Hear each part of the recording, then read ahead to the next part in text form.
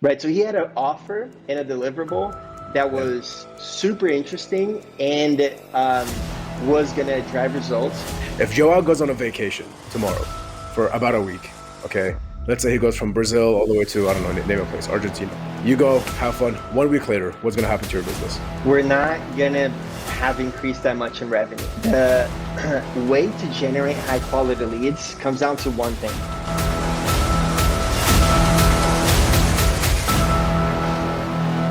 So, Joao, you actually went from Florida, Miami, you think you told me, to New York, and then from New York to Brazil now, right?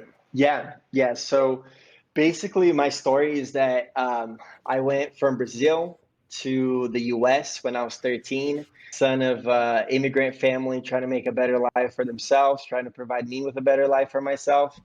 Then I lived in the Bay Area in San Francisco, went to UC Berkeley, graduated, went to work in sales and marketing for startups in the Silicon Valley. Then I started some business on the side. After I started getting a little bit more business on the side, made the full switch in 2018 to be an entrepreneur, and then started having more freedom. Lived in the US for 3 years, went to live in Miami, then New York, and then for the last year, I've been living in Sao Paulo, Brazil. So, how we met is through a friend. So we had a mutual friend to that person we met. Ever since then, we've been in constant contact. We've been reaching out to each other the whole entire time. And by far, the reason why I'm so excited, and I was telling you about this yesterday before the podcast for those people who are watching, the reason why I was so fucking excited to get you on this podcast is simply because of your expertise and the amount of value that you can provide within this conversation. So I was like, if there's anybody who is going to reach out to my target audience, which is people who are looking for marketing, people seeing, looking for ways to grow their business, CRMs, whatever softwares, you would be the right guy for it. So as far as your experience goes with that, man, how did you like get started on that? When was it? When was the flip with you? Yeah, so basically, my journey started in 2016 after graduating. I went to work, going to work in sales and marketing for startups. I entered actually the space as a salesperson, right? So, entering as a salesperson and dealing with leads, I got to see a lot about the lead qualities that were being passed on to marketing, dipping my toe into marketing a little bit more and more, and then started getting freelance marketing jobs. And then from that point, I worked with an agency, with a white label agency, and running ads. I was the media buyer, doing ads for up to 30 different accounts in different niches, spending about $400,000 a month. So I was actually doing the marketing work, generating leads for businesses, seeing all of the problems with, integration, attribution, quality of leads, right? And then from that point, I started my agency, started growing a team. We have a team of 25 people now. And then just working, I probably worked in over 1,000 ad accounts at this point from over 100 niches. So, when it comes to expertise in different niches, different types of leads, different types of product sales, I've seen a lot. And I've seen that too because we've worked together a little bit in the past. And from what I have seen, man, you have had done some. You've gotten some incredible results for some very incredible people.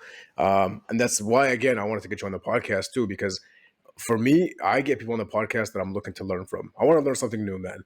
So as far as like tips and tricks, you upload videos. What is the best like tip you can give to somebody looking to A, start a marketing agency, and then B, looking just to run fucking killer ads? Yeah.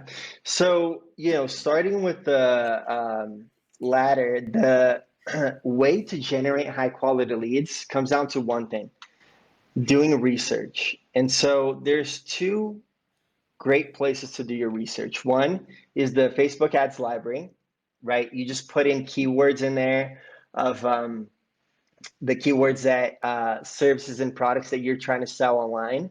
And then the other way is going to Google search and looking up other competitor ads, seeing their offers, their landing pages, and their ads.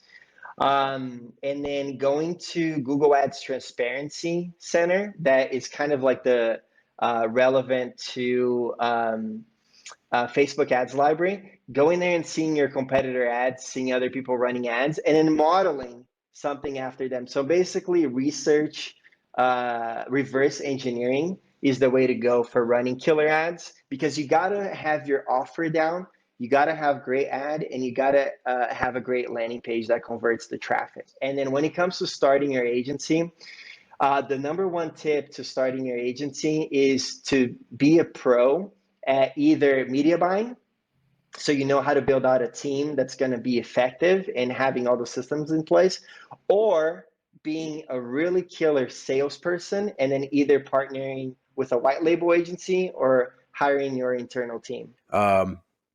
So at some point you do want to like let everyone else do everything while you kind of manage and not necessarily micromanage, but get that eagle eye view on everything that they're doing. And as far as that happens, this is why I don't believe in anybody that says the term of passive income, because you have to be able to manage everything. If Joao goes on a vacation tomorrow for about a week, okay, let's say he goes from Brazil all the way to, I don't know, name a place, Argentina. You go have fun. 1 week later, what's going to happen to your business? We're not going to have increased that much in revenue. So right now, what I've been doing is focused a lot on the systems to be able to drive results for the clients. So having all of my fulfillment in place, having a team, having a head of each department. And so I've been able to, I have heads now. I have two heads for different departments of my agency. And so fulfillment, if I go to a vacation and just, don't answer anything for a week, everything will be fine at this point. But the sales, getting new clients right now has a lot. I'm involved with it on the daily, so that's 80% of my time right now. So it's very handled, that part of the business. Yeah, and then as far as reinvesting to the business, I mean, obviously you're reinvesting. I'm gonna assume, so they say 80-20 rule. I don't believe in that Mhm. necessarily in every single aspect. It depends on what kind of service you are, because obviously there's product-based services where you don't have much margins, and then there's sales-based services or sales-based companies, which I prefer the best, because you can realistically have 100% margins on everything as long as you're the one that's doing the work. Um, so as far as that goes, I mean, how do you kind of go about it? So the way that I go about that is judging how aggressive I want to be. Because right now we have a very oiled machine as far as customer acquisition goes. And so I know that my cost per new client is X, right? So if I have money to invest in my client acquisition next month, which means ads, we run ads to acquire clients. I know that out of 10,000, I'm going to get X clients, right? And so it depends on how much new revenue I want to acquire next month, and then that's what I put into my advertising. That's how I reinvest in the business, as well as hiring new people. So I see the amount of clients I have based on the amount of team that I have and the new team that I got to hire. And then that leftover, I judge how much of that money I want to put into my sales acquisition for next month, depending on how aggressive I want to be to grow this agency. So right now, we're probably doing a 70-30, where I take 70% of the money made and I put into growing the agency. And that's what I want to do for the next 3 to 5 months. It's obviously based on demand too, because I don't know why, but I saw a massive downfall in January when it comes to ads. So January, beginning of this year, ads were not performing for me. Nothing was performing for me. I was like, what the fuck? I killed all the ads, sat down. I thought it was a me issue. I was like, there's something wrong that happened in my system or my thing that's causing me to have these ads not be running entirely. So then I went to a couple of guys who I knew were running ads. I was like, dude, what the fuck is this? They looked at it and they were like, yeah, we're having the same exact issue. So it's very seasonal based sometimes, as far as I'm concerned. And then Facebook and like these, with AI coming out now, it takes, now it's learning. I don't know if you noticed before, but on Facebook ads, when you publish the ad, it'll just say publish. Now it says learning, right? So it'll say learning, learning, learning for every single ad that's ready. So it tells you, and it tells you it's like, okay, so there's 50 more clicks or 50 more link clicks it'll take for it to learn exactly what you want and to learn your best, whatever. And that's all AI, right? Which is, I mean, it's fucking insane. So as far as AI taking our jobs, man, Are you are you a believer of that? Society has gone through many shifts, Oh right? man, And there many we go. paradigm shifts. And so we've gone from industrial revolution to the web revolution, and now it's an AI revolution, right? So we as an agency, there's a lot that we do that can be replaced by AI. So media buying can be replaced by AI. Um, Copywriting can be replaced by AI, design can be replaced by AI. But so yeah, so there's many different elements of the agency that are starting to be more effective by using AI. But you still have to know how to use this tool, right? Because in my opinion, AI is a tool for humans. And so it's really dependent on how you know how to use AI. Because if you put a prompt into ChatGPT, for example, and you say, write me an ad for selling photography services, right? It's going to generate a very generic ad saying, hey, are you a photographer looking to get more of it? So you won't be touching on the pain points. Now, if you create a prompt that's very specific and you say, hey, write me an ad with this many characters targeting this type of people, be a copywriter, have this angle, make it funny, so the more prompts that you put, so it's all about the prompts, which comes from a human. Okay, and I think over the next few years, it's going to start taking over. I'll be very. It already is taking over. It's very rare not to see an app that doesn't have AI, and this is all because of OpenAI, which was one of their prior products is ChatGPT. And personally, I use ChatGPT for a lot of things, dude. I use it to solve my problems. I use it to text people back. I use it to literally, it's created a whole entire image of me. And imagine the type of information that they can get on you just from that. It can get a little bit scary because it'll create a profile for you for your specific account, okay, which is connected to your Gmail, which will then say this person was asking for this. If I'm saying write me an ad for, automatically the system is going to understand and realize that I'm probably a media buyer or I'm looking to market something. So it's going to start giving me ads for something that's very similar to me. So it's just data collection. And that's all really Facebook is. It's just a data center that's collecting a shitload of data from everyone and then selling that data out again.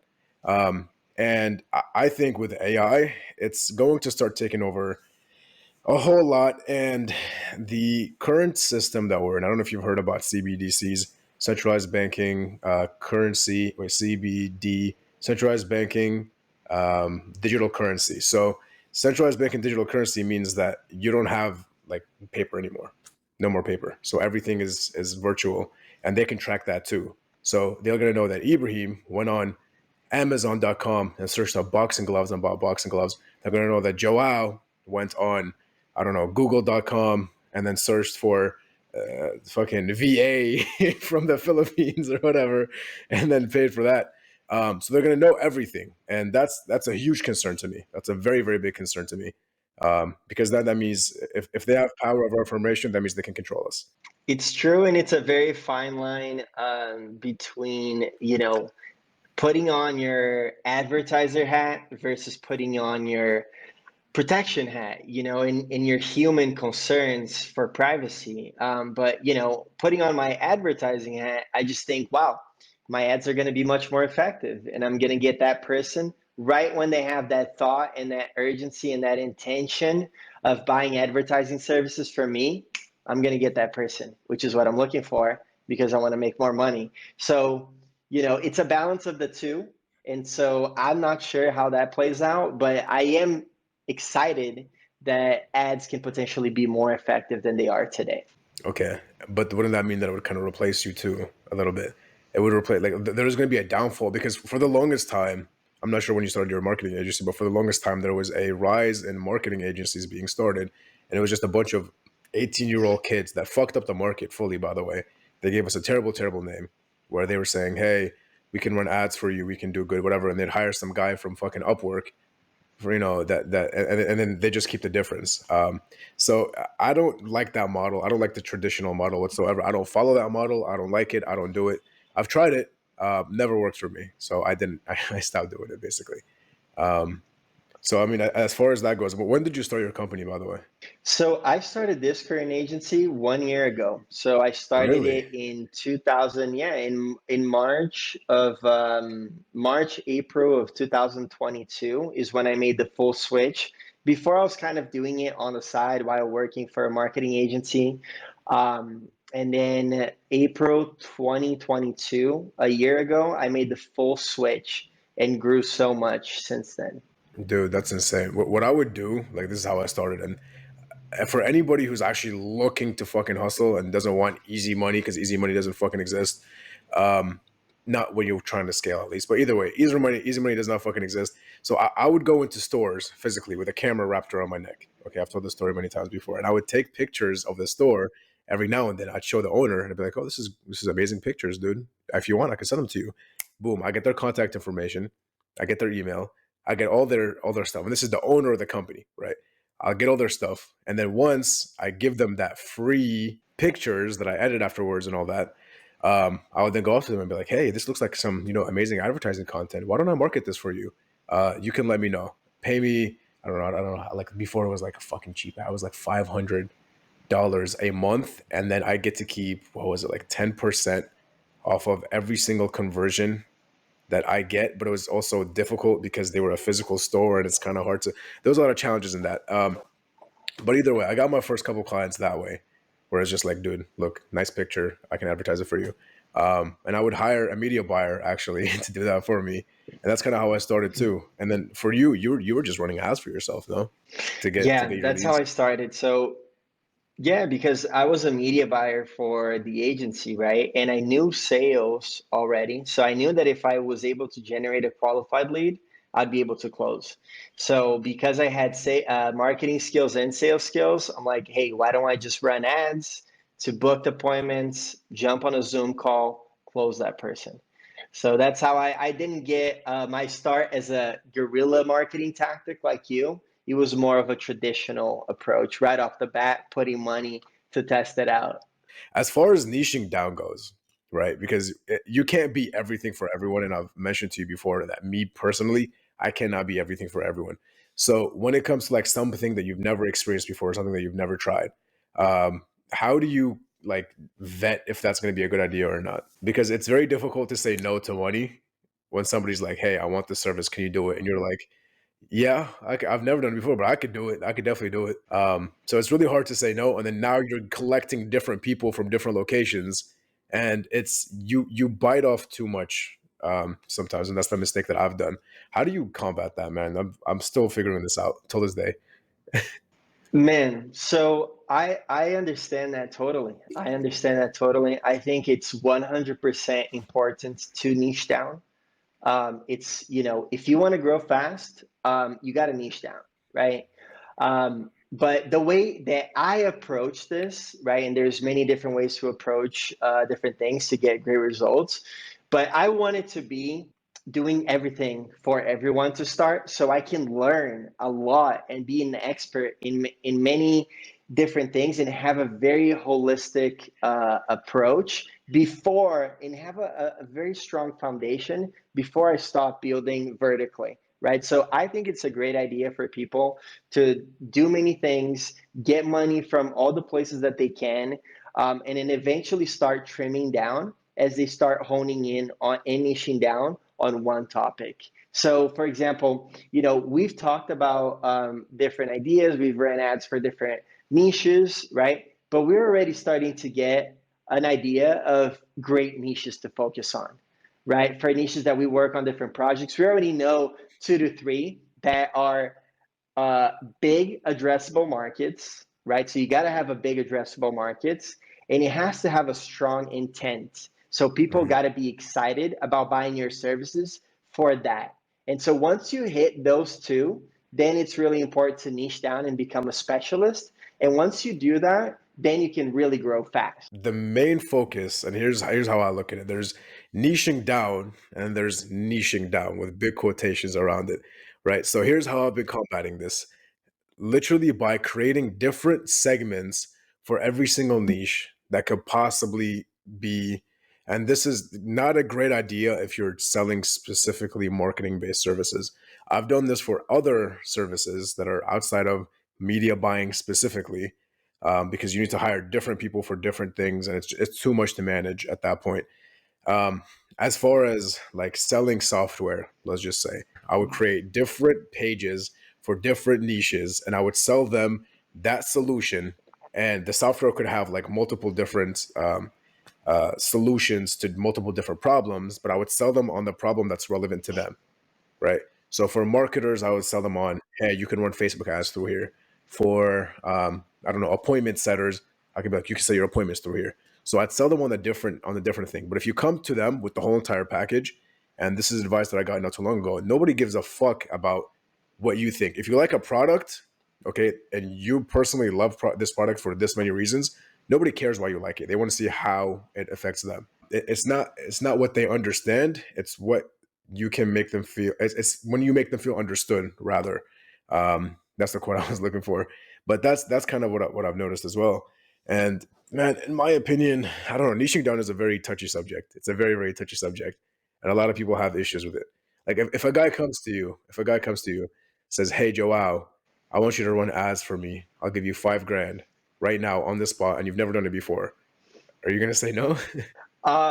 So I will not say no because I have experience, running ads for more than 100 niches. And so I know how to research a new niche, reverse engineer what I know is working so I can find what is working. And then I just reverse engineer it and run that. So my abilities, I have abilities in running new niches because that's what I do. I have an agency and then I have ran over 100 niches. So I will never say no to that. But I will say no to things when somebody, doesn't have a niche. They don't have a focus. They don't have any experience generating results. They don't have any testimonials for the service that they're trying to run. So I will advise them and say, hey, we got to work on your offer. We got to work on your niche. And we got to get some like social proof before we start running this, or else it won't work. And to a certain extent, running ads as an agency, service based things, you have to have some type of cap on the amount of price that you give. But then when it comes to information, and I've seen this happen very often, I've seen people pay 6 grand to speak to somebody who's just very, who would give them like the bare skin and bones of whatever they do and teach them what they need to learn. Like Alex Ramosi, he was doing that for a while as well, and I talk about him very often. He was selling his like information for 6 grand per person, and he was just Mm-hmm. doing that over and over and over and over again, and people were paying for it. But nobody's going to pay for that for even a month. They'd pay for it for a day, but they wouldn't pay for it for a month for a service if you don't have that social proof. Let's just say. Yeah, I think it's really important to fix your offer. I mean, you got to have a clear offer that has a promise, and your offer is only good if it's better than other offers in the market. So I'll have people that come up to me and say, "Hey, we want to run ads for real estate agents, and our offer is that we guarantee one deal a month." And then I'm like, all right, well, that sounds great. That sounds like a great offer to you, right? And they're like, yeah, I think it's a great offer based on the conversations I had. And I'm like, okay, well, let me show you what the market is offering. And then I pull up the Facebook ads library and I show, look, they're guaranteeing 5 deals a month or their money back. Do you still think your offer at 1 deal a month is good and not giving money back, right? So your offer is only good based on what's being offered in the market. So that's where I come back to research is the most important thing. And then, yeah, I think for your point about Alex Hermosi, I mean, right now in the marketing road, he is one of the most relevant people, right? And he's been able to build great businesses from offer. He has the 100 million offer book, which is awesome. And he was only able to sell Gym Launch so well because he, was doing a lot of things for a lot of people initially, and then he focused on the gym, and then he had a fantastic offer, I think, for $50,000, where he was basically going to put, skin in the game for the gyms and get paid based on doubling or tripling the gym's revenue, right? So he had an offer and a deliverable that Yeah. was super interesting, and was going to drive results, tons of testimonials, and very specific to gyms, right? And so he got very specific on who he was servicing and what he was doing for them. So, I think those are some of the elements that made him really successful in the gym launch. So you agree that the niching down, I think you sold gym launch, but you agree that niching down is extremely important then, unless you're testing at the very beginning. So you said you have different departments. So I'm assuming you have a department for whatever the market demands the most. So for example, I don't know, the white label marketing agency stuff, you offer that maybe in a whole entire separate department, and then you offer some type of other things in different departments, I'm assuming, correct? Yeah. So we do have the different departments. We are starting to build our white.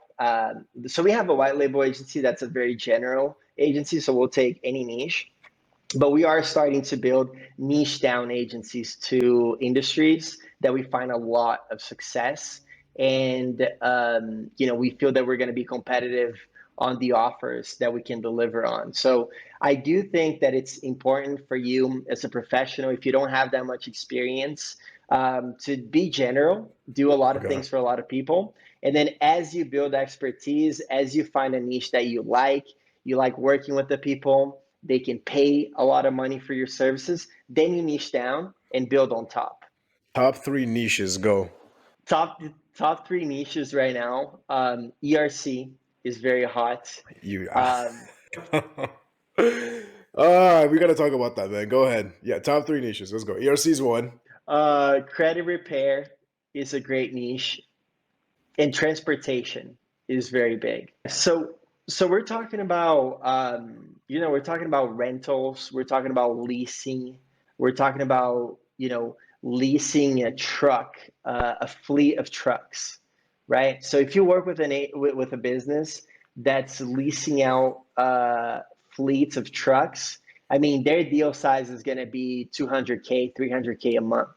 So if you're going to be running ads for companies like that, and you have a CPA of, if you're able to acquire clients from ads for like $5,000, they're already making 60x on the advertising that they spend with you. So, I think that focusing, and then, transportation delivery service right now is huge, right? E-com is growing more What and about more, but people SaaS? need to deliver that. SaaS is also very hot right now. As far as yes, SaaS is very hot. I think for SaaS is comes back to what you were saying about not actually talking about the vehicle of delivery, like we're gonna do a CRM for you, but entire system that you're gonna deliver for them to generate the results that they want. And it's not so with SaaS, it's never really will get you promised results. It will save you guaranteed time. So that's exactly what I've noticed with SaaS. Anything software based is very time based. It's very, this client saved 3 hours this week using this software, and he's in your same niche. We think you should check it out. We'll give you 2 weeks off, and you can let us know if you'd like it. Continue. If you don't, fuck off.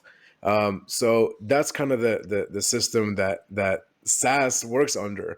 But then for marketing, it's completely different. For marketing, it's revenue based. We'll promise you we're going to get you this revenue, maybe save you time, sure, but who cares about time if you're not getting that return on the time/money? There's different offers for different stages of businesses, right?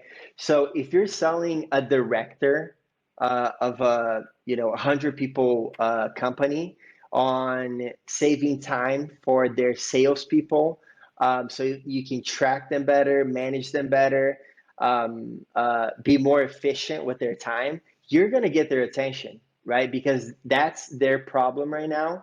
But if you're selling a small business owner that's cracking like 20K a month, you need to sell them revenue, right? They don't care about time, they care about money. So I think the offer is on SaaS is also like any other product, but it depends on the pain points that your customer has. So small business owner, you got to give them money, right? Bigger company that the director is being measured on the efficiency of their salespeople, the efficiency of their sales, then you're selling them on being organized and saving time for their team. Okay. And then we went back to sales. Speaking about sales, you said you have sales experience. I want to like dig a little bit further into that because I love sales, man. I love the adrenaline you get when you're hearing that phone ring and you're like, is this person gonna pick up? And then when they do, they're like, hello. You at that point you gotta fucking pick up and you gotta be your best self, not stutter once, be put on the fucking spot and close a deal worth money. And at the end of it, that shit feels good, dude. That feels amazing. Honestly, an unbeatable. It's one of the best feelings, better than anything that you could ever imagine. I love it, dude. Fucking love it. It's the best. So I'm getting quite good at fucking sales as time goes on. And I will very humbly say that. I will say I'm an influencer. I can influence people to do things and I could speak and whatever. Um, but as far as like, hey, my name is Ibrahim. Let me sell you this. Buy this from me on the spot. I've had like some fucking troubles with that. So how do you start? And don't say just sell because that's the answer that everyone's gonna say. Yeah, so I think a lot of it goes on confidence, like what you just said. I found that I've been able to get much more efficient with my sales skills in the last couple months because I have confidence in what I'm selling, right? So for my marketing services, I understand that, 7 to 8 out of the clients that I manage are going to perform well. And if they don't, I know that I have the systems in place to improve the results of these clients and generate them results, right? And so I have confidence in what I sell. I think that's the first thing. You got to be able to know that you can fulfill on your offer, right? So we've ran different offers, you and I, right? And like for initial offers, we're starting to build confidence. We're not charging very much for the service. We're not, we're giving it for free sometimes. So like some aspects that we're doing, exactly to build confidence. We're not going to start charging a bunch of money if we don't know that these services that we're selling are going to perform. So that's number one, building confidence by knowing that your service works, right? Number two, is you have to follow some sort of playbook, right? So with me, I have a sales deck every time that I go on a call, and then this sales deck breaks all of the objections that they're going to have. So it's going to walk through what's the onboarding process, what are results that we've generated for our clients, what are testimonials and referrals, what are different niches that we've generated results for. What's my team look like? How do I hire these people? And build information in the prospect's head that you do Mhm. have a system that will get results for your clients. And you're not going to just promise things, you're going to talk about real stuff, right? In a way that's not salesy. I think that's number two. And number three, you have to be consultative. You got to be a consultative. You got to be a consultant on the call and let your prospect speak. You can't be, you got to like use apps like Fireflies or other apps that tell you the percentage of what you're talking and what they're talking.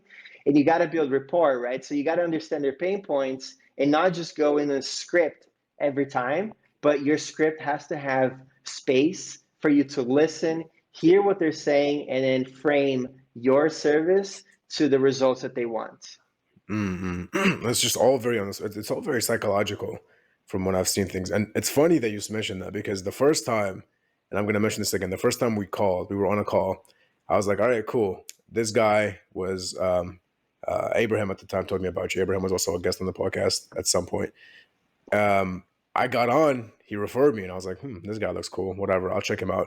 Worst thing that'll happen, I do this very often, by the way, where I just hop on sales calls and I see how they sell me and I learn from it and then I take notes on it and then I just airplane mode. Anywho, we're not gonna talk about that. So I met you, right? I was chilling, whatever. You opened the Zoom call and all I see is just Joab being like, "What's up, bro?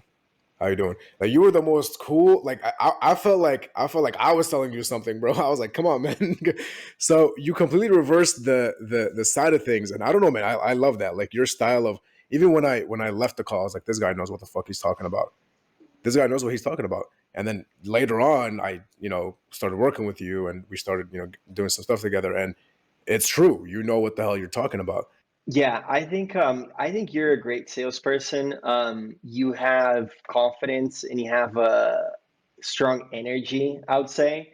So you gotta also understand who you are and you have to play to that, right? So I'm more consultative. I like to be more creative on the spot and help you come up with a solution right away and drive a lot of value to you just on that call, right? Because if you remember anything from the call, is not going to be the script that I just ran through. It's like, let me help you right now with something. I'm not being super thirsty and just like trying to get you to process your credit card at the spot and use like sales tactics and things like that. It's not my style, right? And so I try to be very consultative and not look thirsty because I'm not thirsty. You know, I have 5 calls a day that I can jump on, 5 sales calls. I know that my conversion rate is 20%. So I know that I'll close one out of those guys. And so if you're not a fit as well, I don't want to work with some annoying ass person. You know, so Mhm. if you're going to Mhm. be a client of mine, you're going to be annoying my team, annoying me every day. It's like, I rather just not take your money. There's a ton of people that I can work with. And so Yeah. I have a sales model to generate booked appointments, bounce, you know, Bye. Literally just bye. Um, bye. And I'll fire clients too that are too annoying. If they start to be you too fired a annoying, client I will before. let them go as well. So, at the point that it's getting out of hand and they're just, over consuming my team with demands, Yeah. I just let them go. I have a conversation and I say, hey, look, we can either do this way and you fall into how we do our service, right? Which is outlined. We'll do 1 call a week. We'll answer messages 10 to 30 minutes on Slack and we'll drive results for your clients. But at the point that you start requesting all of these different things that are not inside of our service outline, then I have a conversation. Look, we can either do this or we can go our separate ways. And I think you can find an agency that's going to meet the needs that you actually need. And we're not them. Damn. Now I love that too. I genuinely love that too because the thing is, when you do that, you apply scarcity to yourself. You say, "Dude, I don't care," and this is the first impression that I got of you too. Is just you're scarce, right? So I don't care what your decision is. I know what I'm doing. I'm fine without you. I'm more than happy to help you if you are willing to be interested in this service. And that's as far as it goes. I mean, even with people who like consume my time and everything. As you know, I'm very not gonna say too active on Instagram, but I post very often on Instagram. And I have people who are very curious. What do you do? DMs here, DMs there, DMs there. How do you do this? What is this? What is that? And as far as me answering all these things, I'm cool. Like, fine, I'll answer it. If I'm driving, I'll send a little voice note here and there.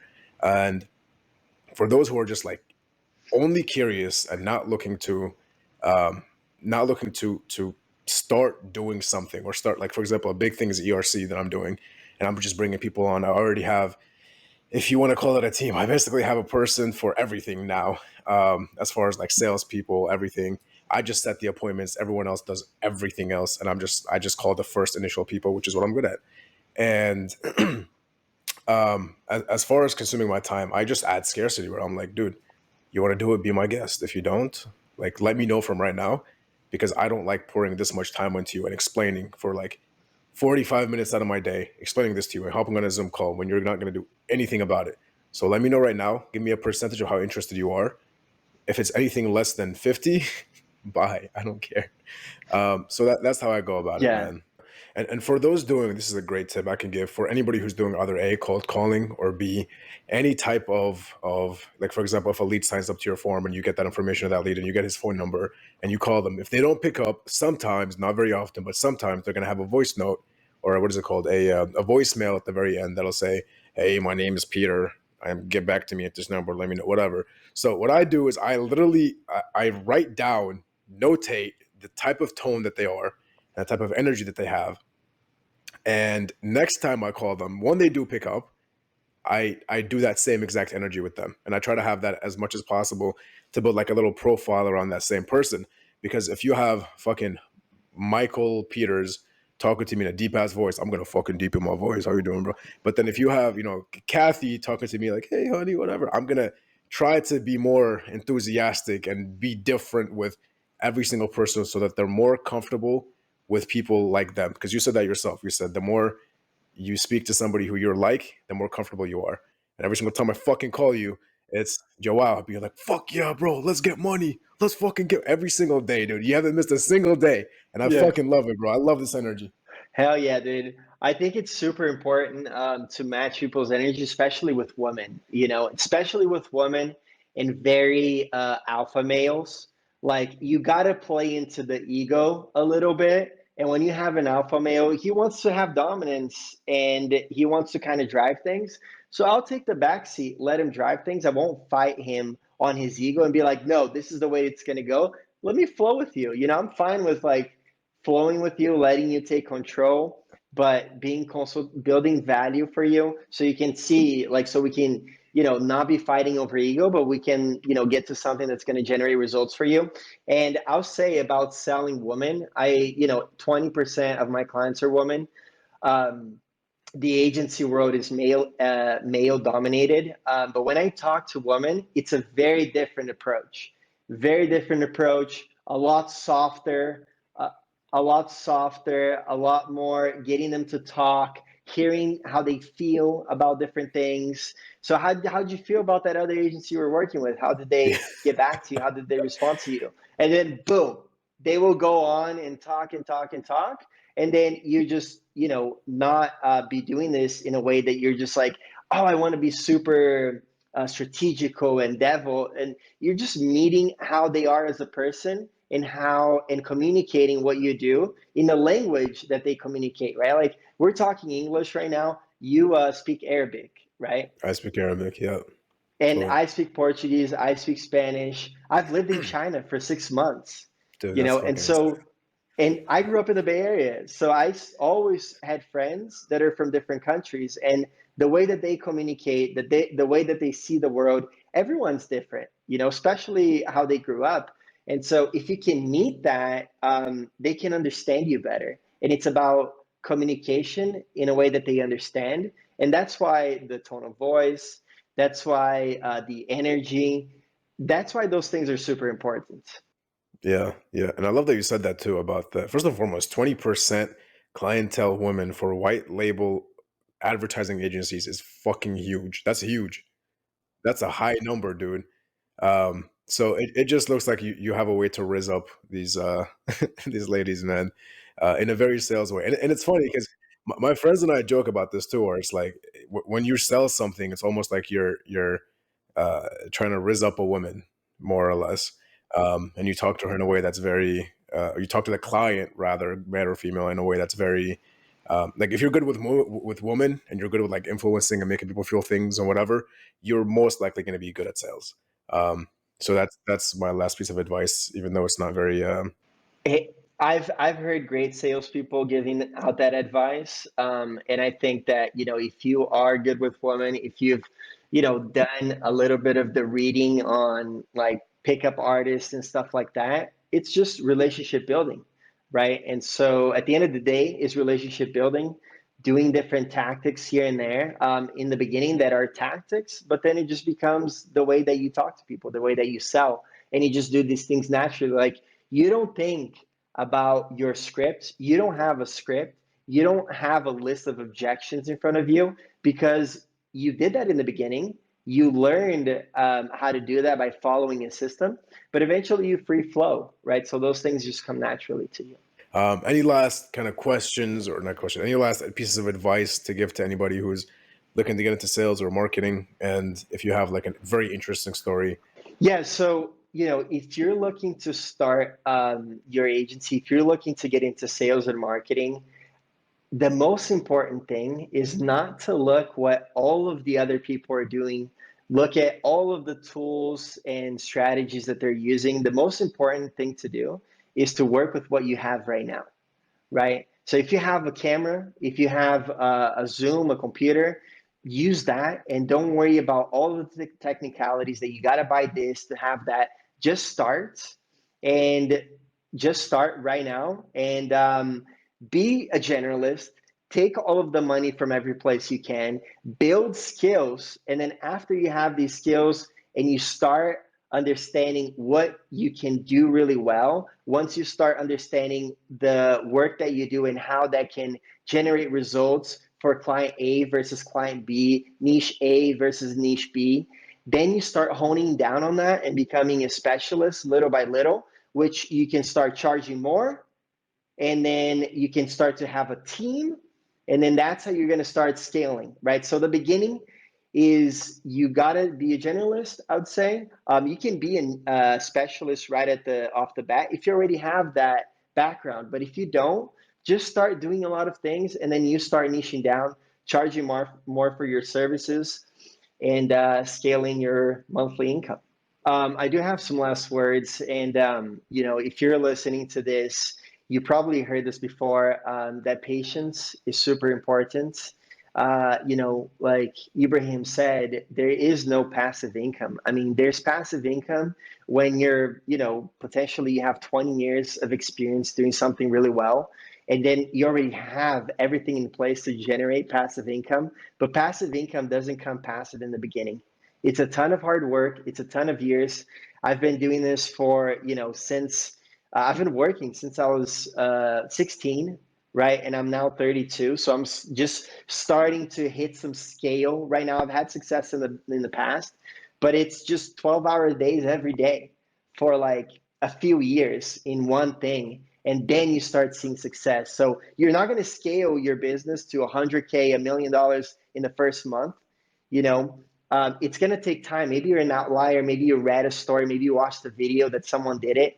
But don't have that in your head as the truth, because have patience, consistency, and then you get to results.